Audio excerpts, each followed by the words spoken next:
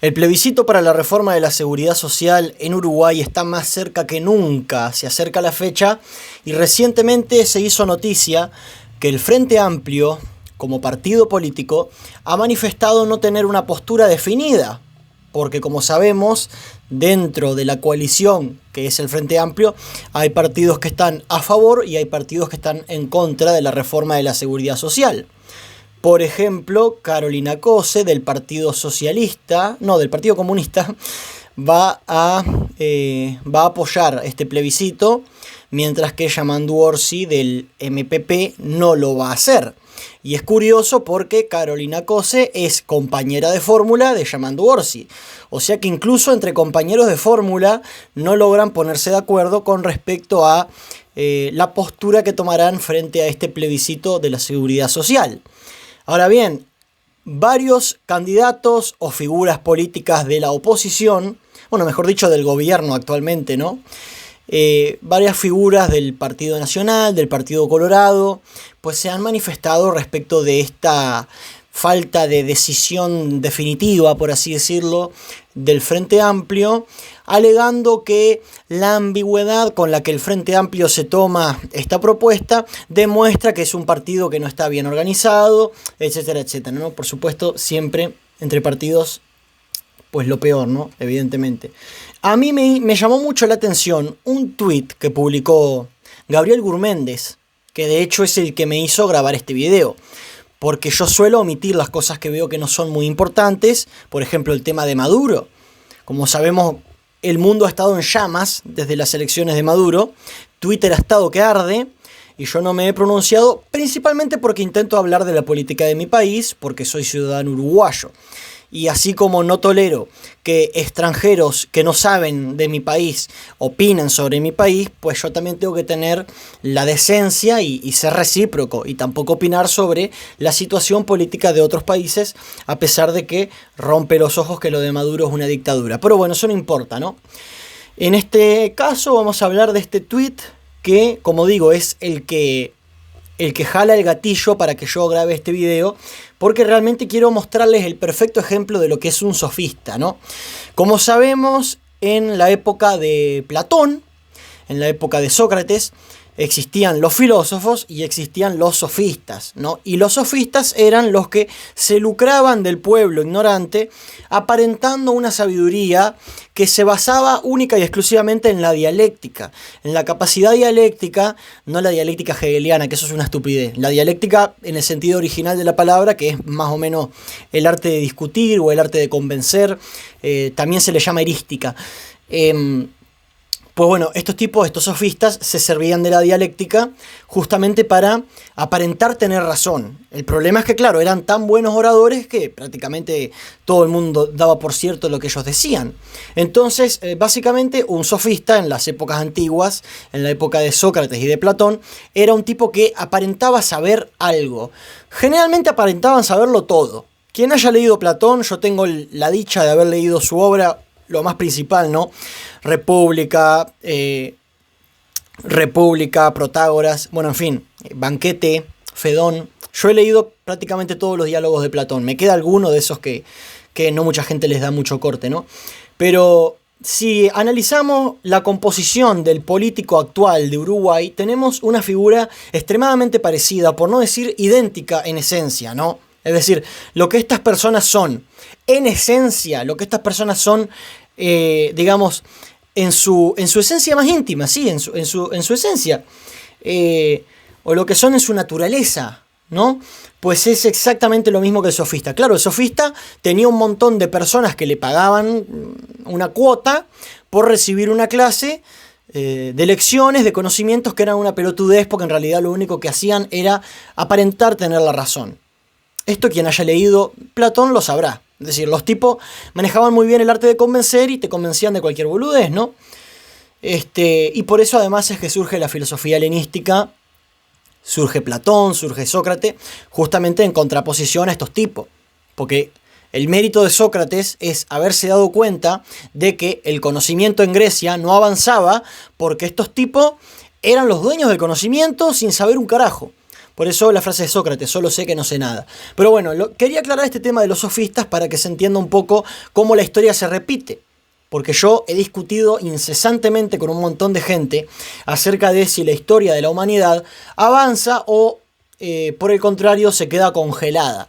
Como saben, mi postura es que la historia está congelada, o sea, la historia humana no avanza. Cambian los accidentes, sí, la tecnología que utilizamos para producir puede cambiar el sistema económico, puede cambiar el sistema político, pero el ser humano en su esencia más íntima no cambia nunca. La esencia humana es la misma.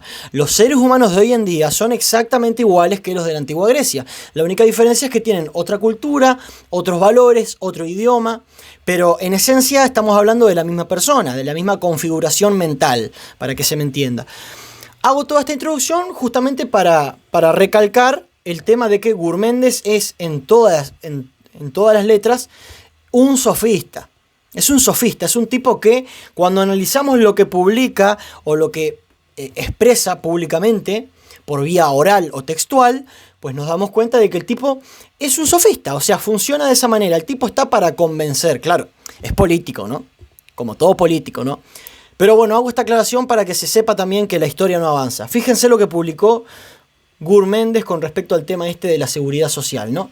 Quiero que presten atención al tono y al mensaje implícito y todo, la forma, todo. Hablando de esto de que el Frente Amplio no toma una postura definida, ¿no? Ese es el contexto. Dice, la libertad de acción es volver a esconderse y no pronunciarse sobre la amenaza más importante a la economía del país, a su desarrollo económico y a la viabilidad del sistema de jubilaciones y pensiones, ¿no? A ver, primero que nada, decir que la reforma de la seguridad social es la amenaza más importante a la economía del país ya es una hipérbole que solamente puede ser tomada como tal. Porque la amenaza más grande del país, ya todos sabemos que no es el tema de las jubilaciones. La amenaza económica más grande del país es la Agenda 2030 y sus promotores, entre ellos Gabriel Gurméndez, ¿no? Esa es la principal amenaza económica. Quiero decir, un programa que literalmente te dice, un programa de Naciones Unidas, que literalmente te dice, no tendrás nada y serás feliz, ¿yo qué querés que te diga? Lo veo como la amenaza económica más grande que enfrenta nuestro país. ¿Qué querés que te diga? Yo lo veo así. Pero bueno, al parecer para Gurméndez lo más amenazante, lo más peligroso para la economía del país no es una agenda globalista que se impone en Occidente con las fuerzas de los banqueros y de las corporaciones y que se mete además en la educación, porque en las universidades y en las escuelas y los liceos encontramos la agenda. O sea, eso no es la verdadera amenaza. La verdadera amenaza es el pobre viejo de 64 años que tiene que seguir trabajando como peón en una obra, ¿sí? O como policía o como guardia de seguridad. Esa es la amenaza. O sea, la amenaza es el pobre policía que con 60... No, los policías creo que se jubilan antes, si no estoy mal. Pero el pobre guardia de seguridad que tiene que estar 10 horas cuidando un local con 64 años que no puede ni correr. Que le roban adelante de la cara de él y no es capaz de agarrarlo al chorro. ¿Tá? Esa es la amenaza, ¿no? Quiero que se vea cómo siempre la culpa la tienen los pobres, a los ojos de los políticos, ¿no? Esto es algo muy gracioso. Es algo muy gracioso, pero es deprimente, obviamente, ¿no? Siempre la culpa es de los pobres, ¿no? La culpa nunca es de los banqueros internacionales que pertenecen todos a la misma religión, que son los que son dueños de la Reserva Federal, los dueños de los medios de comunicación, los dueños de los programas que se imparten en los sistemas educativos de todo el mundo, especialmente en Occidente. Los dueños del dólar, los dueños del petróleo, los dueños del gas. Esos no son el peligro. El peligro es el viejo de 64 años, tu padre o tu madre. Ese es el peligro. Tu pobre padre que cobra 20.000 pesos cagado o 25.000 o 30.000 si tenés suerte, laburando 10 horas con 64 años.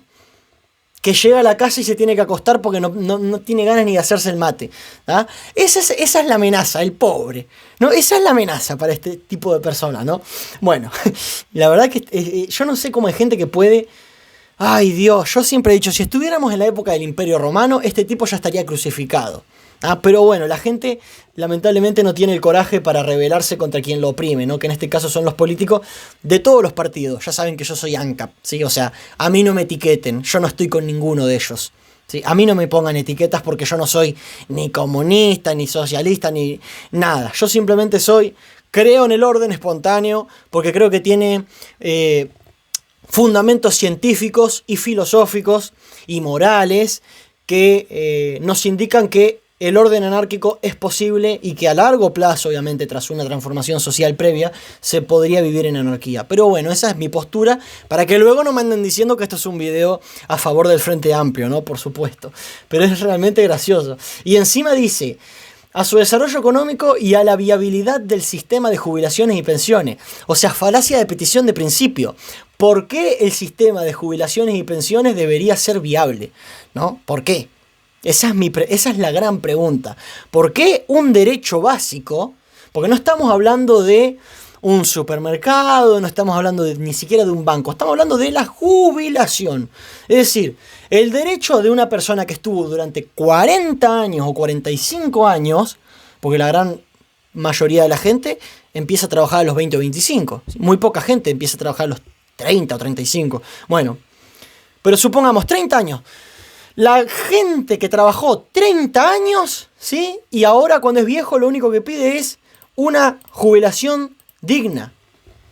Es decir, es un derecho, no tiene por qué ser viable. ¿Por qué debería ser viable ponerle la comida en la mesa a la persona que estuvo 30 años trabajando y ahora por la edad que tiene y por su condición física no lo puede hacer más?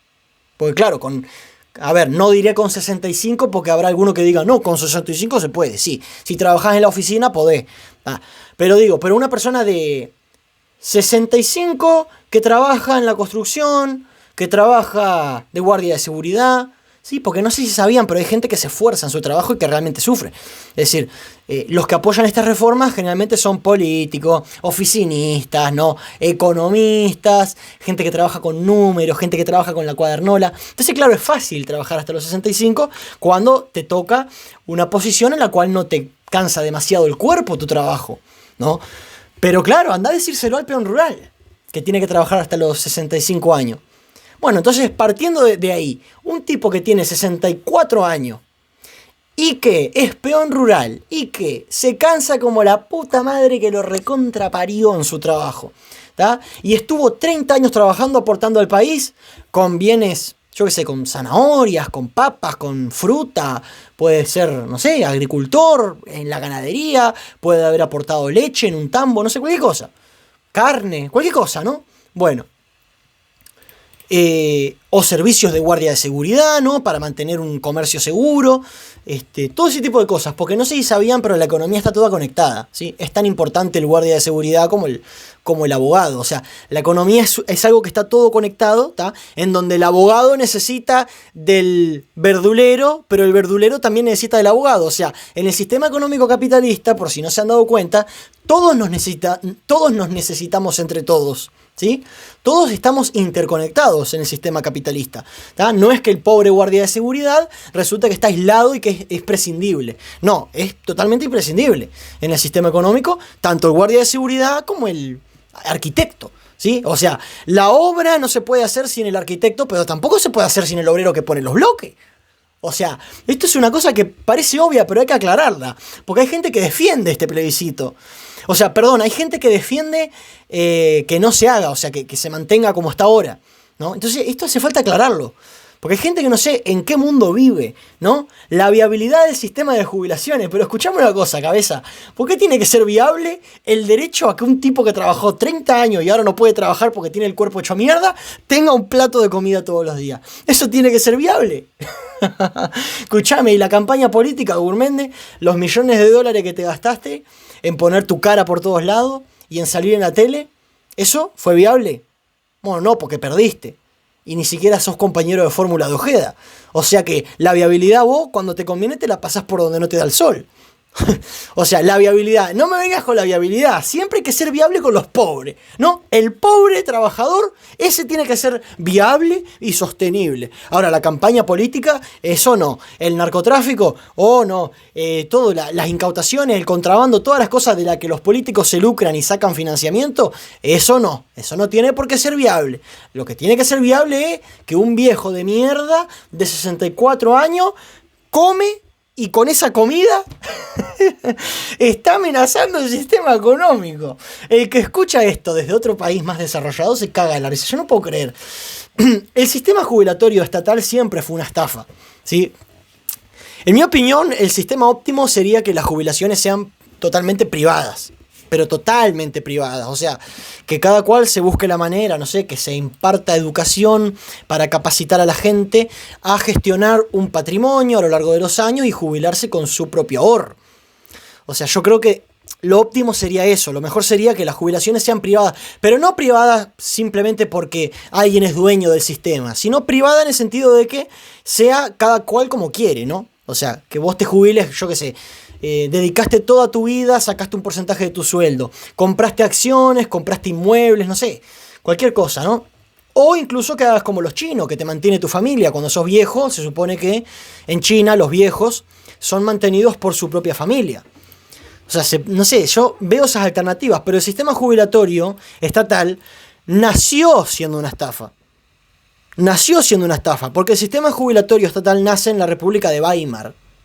La República de Weimar, como sabemos, es el corto periodo de tiempo comprendido entre, si no me equivoco, 1920 y 1933, si no me equivoco. Lo voy a googlear porque no quiero errarle. República de Weimar. Pero básicamente es el régimen que vino después del del imperio alemán. Ahí va, de 1918 a 1933. Bueno, le erré por 2 años, ¿no? Se me perdona.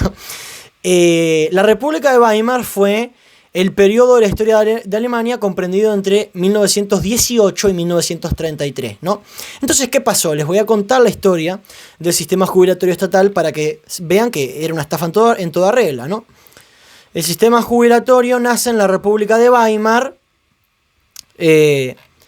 porque después de la Primera Guerra Mundial, que como sabemos Alemania la pierde, y la pierde porque entra Estados Unidos en la guerra, si no hubieran ganado, pero esa es otra historia, no me quiero extender demasiado, pero Alemania iba a ganar la Primera Guerra Mundial, esto es importante. Pues Alemania, después de haber perdido la Primera Guerra, como quedaron tan devastados y básicamente terminaron con el país destruido, ¿qué hizo el Estado alemán? En esa época, la República de Weimar, ¿no? Esa forma de gobierno, ¿qué hizo? Pues implementar un sistema de jubilaciones para recaudar. ¿Por qué? Y porque la gente que estaba en Alemania, que eran soldados o que era gente joven, tenía que trabajar con la promesa de que en 30 o 40 años se iban a jubilar. Pero claro, durante esos 30 o 40 años el Estado iba juntando plata para financiar toda la pérdida que les dio la guerra, ¿sí? La Primera Guerra Mundial. Y entonces, más o menos, era un plan para recuperar la estabilidad económica de Alemania, ¿no? Justamente implementar un sistema de jubilaciones a corto plazo. O sea, el sistema de jubilaciones estatal no nació bajo ningún concepto para ser sostenible. Nunca lo fue y nunca lo será. Nació como una estafa piramidal. El régimen jubilatorio que tenemos actualmente suministrado por el Estado, porque nació para financiar un país que había perdido una guerra mundial en el corto plazo. O sea, básicamente, para que se entienda, yo soy Alemania, ¿sí? Yo lo que hice fue decir, vos trabajá que en 30 años te voy a devolver la plata. Así es como funcionó la cosa, ¿sí? O sea, nació siendo una estafa piramidal, nació siendo una solución rápida, una solución a corto plazo, ¿sí? O sea, vos trabajá que en 30 años te doy la plata, ¿tá? Y mientras tanto recupero lo que perdí en la guerra. Nació siendo una estafa el sistema jubilatorio. O sea, no se le puede pedir peras al olmo. No se puede ser tan idealista y tan caradura de criticar que el sistema no es viable. Pero ¿cómo va a ser viable un sistema que nació para ser inviable? Es que el sistema jubilatorio no tiene por qué ser viable. Y si asumimos que es justo, o que es lo mejor posible, tampoco tiene por qué ser viable. O sea, estamos hablando de la jubilación. ¿Qué haces con un viejo de 65 años que no puede trabajar porque le duelen las rodillas o porque no puede caminar, no se puede mover? ¿Qué haces con ese viejo? Le tenés que dar una maldita pensión o una maldita jubilación, o lo vas a dejar morirse de hambre. No, porque para hacer pelotudeces los políticos están en todas, ¿no? Para hacer el Antel Arena y UPM y las obras y la regasificadora y derroche plata, ¿no? Para derrochar con pelotudeces como el Antel Arena están todos. Ahora, para darle el derecho básico al trabajador uruguayo de tener la garantía que tras 30 años trabajando van a poder acceder a una mísera jubilación, con lo que van a poder subsistir los últimos miserables días de su existencia antes de morirse, eso no se le puede garantizar al trabajador. Mirá vos, qué lindo, ¿no? Qué lindo. O sea que yo trabajo 30 años para el país y a cambio el país a mí no me da una mierda. Me dice, ¿sabes qué? No es viable que te demos tu jubilación. Andate a cagar, no sé, morite de hambre, que te pague tu familia. Estamos todos locos, la verdad. Pero es importante recalcar estos dos puntos, ¿no? Este tipo es un sofista, los sofistas existen, siguen existiendo y siempre van a existir. Son sofistas, todos los políticos, también los que están a favor de la reforma también son sofistas. Y el sistema de pensiones no tiene por qué ser viable. Esos son los dos puntos que yo quería aclarar en este video, ¿sí? Los sofistas siguen existiendo hoy más que nunca porque el régimen democrático se basa en el sofismo. Es decir, el sistema democrático postmoderno, la democracia postmoderna, se basa única y exclusivamente en el sofismo. O sea, se recompensa al más sofista. El sistema democrático actual no recompensa ni al más capaz, ni al más fuerte, ni al que más sabe, ni al que está mejor preparado. No, el sistema democrático actual beneficia y recompensa siempre al sofista, al que se expresa mejor, al que convence más, al que sabe persuadir. A ese es al que el sistema democrático pone en el poder para que nos gobierne a todos los demás. Cuando sale un cerebro muy brillante, si no es sofista, pierde. Ya está, esa es la hermosa democracia en la que vivimos, ¿no? Que hay gente que le encanta este sistema democrático. No, dicen, porque ahora yo puedo ir y votar. ¿Y a quién podés votar? Y puedo votar a Orsi o puedo votar a Delgado. Y decime vos, ¿quiénes son estos dos? Dios mío. Bueno, en fin. La indignación es superlativa, amigos míos. Muchas gracias por llegar hasta el final del video. Espero que les haya gustado muchísimo. Y recuerden que la jubilación no es ninguna... ¿cómo es que dijo? Su desarrollo económico y a la viabilidad del sistema de jubilaciones. Bueno, recuerden, amigos míos, que el sistema de jubilaciones no tiene el objetivo de ser viable. Tiene el objetivo de que el tipo que trabajó 30 años en tu país pueda acceder a un mísero plato de comida para no morirse de hambre. Ese es el propósito del sistema jubilatorio. ¿Tá? Por supuesto que yo ensobro en el plebiscito de la seguridad social y te invito a hacer lo mismo. Porque no se trata de ser comunista. Sí, yo los detesto, los rojos. Por supuesto. De hecho, no hay persona política o no hay ideología política que deteste más que el marxismo y sus variantes. El comunismo, el socialismo, los rojos, el bolcheviquismo. O sea, yo realmente me caen mal. Pero no se trata de ser comunista, se trata de tener dos dedos de frente. Y si vos sos de derecha y querés votar en contra de esto, o creo que lo que tenés que hacer es no votarlo. Pero en definitiva, si estás en contra de esto de bajar la edad a 60 años, si estás en contra y sos de derecha, no estés en contra porque tus referentes de derecha están en contra. Investigá y te vas a dar cuenta de que estos tipos son unos ladrones. Son unos ladrones. Y se fijan la viabilidad cuando se trata del pobre. Pero la viabilidad cuando se trata de hacer campaña política, no, hay millones de dólares y no pasa nada porque es campaña. O sea, que no te vean la cara de idiota. Todos los políticos saben dónde están los narcotraficantes, saben los principales banqueros, los ladrones y los sionistas. ¿Ah? Así que no te dejes ver la cara de idiota y no te dejes esclavizar más de lo que ya estás. Un saludo, amigo.